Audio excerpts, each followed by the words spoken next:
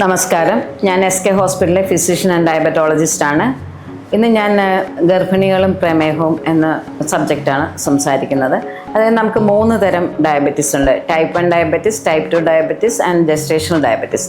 അതിൽ gestational diabetes ആണ് ഗർഭിണികളിൽ ഉണ്ടാകുന്ന പ്രമേഹം. ഗർഭിണികളിൽ ഉണ്ടാകുന്ന പ്രമേഹം എന്ന് പറഞ്ഞാൽ സാധാരണയായി കണ്ടുവരുന്നത് അമിത വണ്ണമുള്ള കുട്ടികൾ, പിന്നെ 25 വയസ്സിന് മേളിൽ പ്രായം, അതുപോലെ അച്ഛനും അമ്മയ്ക്കും ഡയബറ്റീസ് ഉള്ളവർ, ഇങ്ങനെയുള്ളവർക്കൊക്കെ ഗർഭിണികളാകുമ്പോൾ പ്രമേഹം വരാനുള്ള സാധ്യതകളുണ്ട്.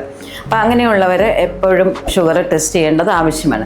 ഇപ്പോൾ ഗ്ലോബലി നോക്കുകയാണെങ്കിൽ ഒരുപാട് പേർക്ക് ഡയബറ്റീസ് ഉണ്ട്. പക്ഷേ ഇന്ത്യയിൽ ആണ് ഏറ്റവും കൂടുതൽ ഡയബറ്റീസ് ഉള്ളവർ.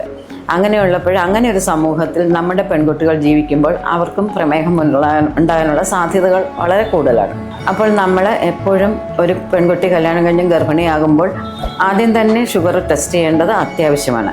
അങ്ങനെ കണ്ടുപിടിച്ചാൽ തന്നെ നമുക്ക് ആഹാര നിയന്ത്രണത്തിലൂടെ പ്രമേഹം കൂടാതെ മുന്നോട്ട് പോകാൻ സാധിക്കും. കൂടിക്കഴിഞ്ഞാൽ നമുക്ക് മരുന്നുകൾ കഴിക്കേണ്ടി വരും. പിന്നെ ഗർഭിണികളായ കുട്ടികൾക്ക് പ്രസവം കഴിഞ്ഞാൽ പ്രമേഹം മാറും. എന്നാലും അവർക്ക് ഭാവിയിൽ പ്രമേഹം വരാനുള്ള സാധ്യതകൾ വളരെ കൂടുതലാണ്. ആ കുഞ്ഞിനും വരാൻ സാധ്യതകളുണ്ട്. ഞാൻ ഒരു നോർമൽ വാല്യൂയും കൂടെ പറയാം.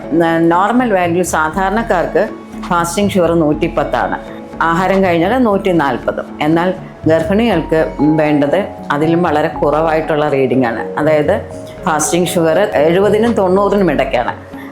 ആഹാരം കഴിഞ്ഞിട്ട് 120 വരെ ആകാൻ പാടുള്ളൂ. അതെല്ലാവരും മനസ്സിലാക്കിയിരിക്കണം. അപ്പോൾ ഇതിനെപ്പറ്റി ഗർഭിണിയായ കുട്ടികളും അമ്മമാരും മനസ്സിലാക്കിയിരിക്കണം. അങ്ങനെ അത് കൺട്രോൾ ചെയ്ത് മുന്നോട്ട് പോകണം.